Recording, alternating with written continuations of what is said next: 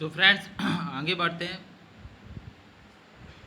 और तीसरे टाइप की जो है मशीन के बारे में जानते हैं, जिसको हम बोलते हैं universal machine, universal measuring machine.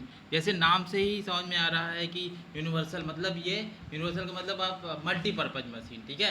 इसमें आप किसी भी तरीके के जो है कंपोनेंट्स को या प्रोडक्ट्स को मेजर कर सकते हो, ठीक है। इस तरह की मशीनों का उपयोग जनरली जो है प्लेन और थ्रेड टाइप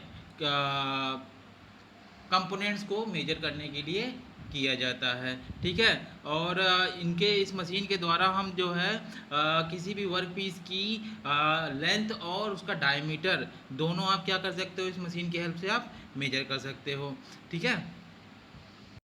इसके साथ साथ इस मशीन के द्वारा आप जो है टेपर टेपर टाइप के प्रोडक्ट जिनमें टेपरिंग होती है या टेपर्ड होते हैं, या फिर स्क्रू थ्रेड टाइप के प्रोडक्ट, या फिर पिच वगैरह जो है मेजर करने के लिए इस्तेमाल की जाती है, ठीक है। इस मशीन का सबसे यूनिक फीचर ये है कि इस मशीन का जो है 80% या 85% जो हिस्सा होता है वो क्या होता है, पूरी तरीके से ढका होता है।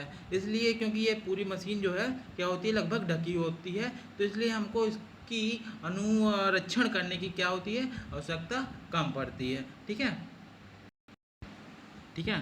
अब और इस मशीन में क्या होता है कि एक ग्रेजुएटेड स्केल लगी होती है। उस ग्रेजुएटेड स्केल में क्या होती है, रीडिंग होती हैं, और उस ग्रेजुएटेड स्केल की रीडिंग को पढ़ने के लिए हम क्या करते हैं, माइक्रोस्कोप की हेल्प लेते हैं, या माइक्रोस्कोप की हेल्प ले करके हम जो है इस ग्रेजुएटेड स्केल की रीडिंग्स को हम पढ़ पाते हैं। अब आगे जानते हैं कि इसमें मेजर कैसे करेंगे, वर्क पीस को मेजर कैसे करते हैं। तो अब इसमें जो है क्या होता है कि वर्क पीस जो होता है वो हम जानते हैं कि मशीन में क्या होते हैं, एनबिल लगे होते हैं, एक हेड स्टॉक होगा, एक टेल स्टॉक होगा।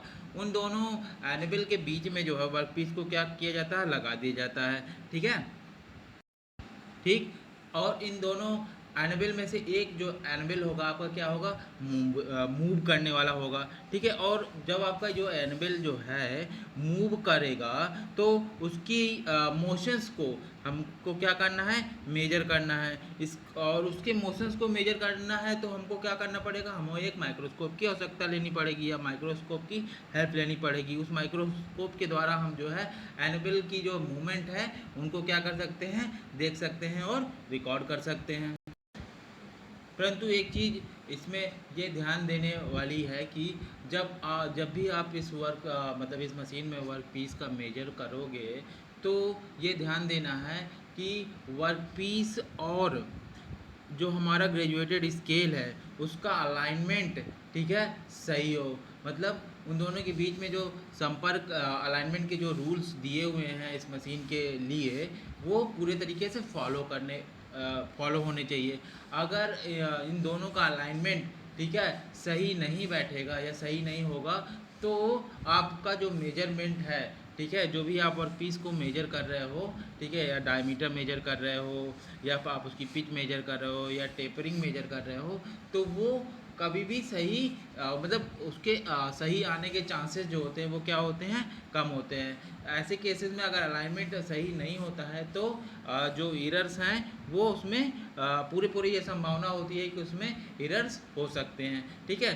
तो सबसे जो इम्पोर्टेंट इसका जो है यूनिवर्सल मेजरिंग मशीन का जो है इम्पॉर्टेंट पार्ट है या इम्पॉर्टेंट चीज़ है वो ये है कि अलाइनमेंट, ठीक है। तो हमको इस चीज़ का जब भी आप कभी भी इस मशीन का इस्तेमाल करके कोई भी कंपोनेंट मेजर करोगे तो इस चीज़ को आपको हमेशा क्या करना है, ध्यान रखना है, ठीक है। अब यहीं पर हमारी क्या होती है, यूनिवर्सल मेजरिंग मशीन ख़त्म होती है, ठीक है।